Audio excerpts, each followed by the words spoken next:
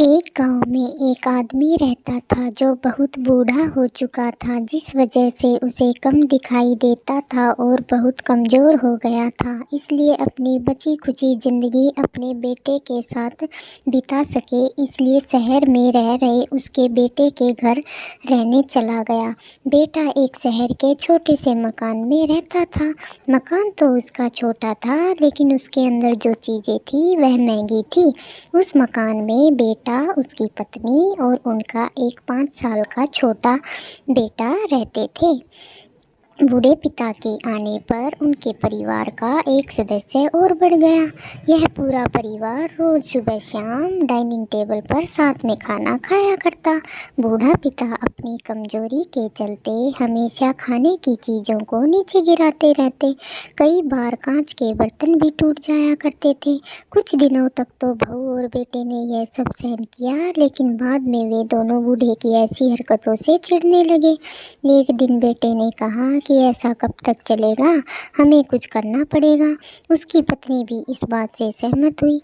अगले दिन बेटा कहीं से एक पुराना मेज लेकर आया और घर के कोने में उसे लगा दिया और अपने पिताजी से कहा, आप यहीं पर बैठकर खाना खा लिया कीजिएगा। उन्होंने एक लकड़ी का बर्तन भी बनवाया, जिसमें अपने बूढ़े बाप को खाना देने लगे। अपने कांच के कीमती बर्तन बचाने के लिए अपने बूढ़े बाप को लकड़ी का बर्तन देने में उन्हें जरा भी शर्म नहीं आई। अब खाने का समय जब जब होता तो बूढ़ा बाप एक कोने में बैठकर खाता और बाकी का परिवार डाइनिंग टेबल पर खाना खाया करता। डाइनिंग टेबल पर बैठे बैठे दोनों पति पत्नी कभी कभी अपने बूढ़े बाप की तरफ देख लिया करते। बूढ़े बाप की आंखों में उन्हें आंसू भी नजर नहीं आते, मगर अनपढ़ जैसे कोई असर ही नहीं होता। बूढ़े का पोता भी यह नज़ारा हमेशा देखता और वह अपने में ही खोया रहता।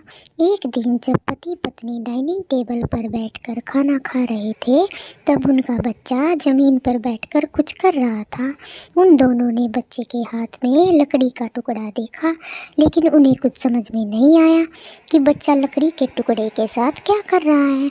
जब बच्चे के पिता ने उसे पूछा कि बेटा आओ खाना खा लो, तुम नीचे बैठकर क्या कर रहे हो, तब बच्चे ने भोलेपन से कहा, अरे मम्मी पापा, मैं आप दोनों के लिए लकड़ी का बर्तन बना रहा हूँ, ताकि आप लोगों को जब आप बूढ़े हो जाओ तो दिन में खाना दे सकूं। अपने नादान बेटे द्वारा की गई सहज बात दोनों के दिल में तीर की तरह उतर गई। दोनों एक दूसरे का चेहरा निहारने लगे। बिना कुछ कहे ही दोनों की आंखों में पानी आ गया और उन्हें अपने भविष्य की किताब अपने सामने खुलती नजर आई। उन्हें समझने में देर नहीं लगी कि अब उन्हें आगे क्या करना पड़ेगा। अगले दिन कमरे के कोने से वह पुराना मेज हट गया और अब बूढ़ा पिता और बाकी का परिवार साथ में मिलकर फिर से खाना खाने लगे। बूढ़े की कमजोरी की वजह से हो रही गलतियां भी अब किसी को नहीं चिढ़ाती थी। दोस्तों, यह कहानी हमें शिक्षा देती है कि हर पत्ता जो आज हरा है कल सूखेगा, डाली से नीचे भी गिरेगा। इसलिए हमें अपने बड़े बूढ़ों का हमेशा ख्याल रखना चाहिए और हमें हमारे माता पिता और बुजुर्ग के साथ वैसा ही व्यवहार करना चाहिए जैसा हम चाहते हैं कि हमारे बूढ़े होने के बाद हमारे बच्चे हमारे साथ करें। धन्यवाद।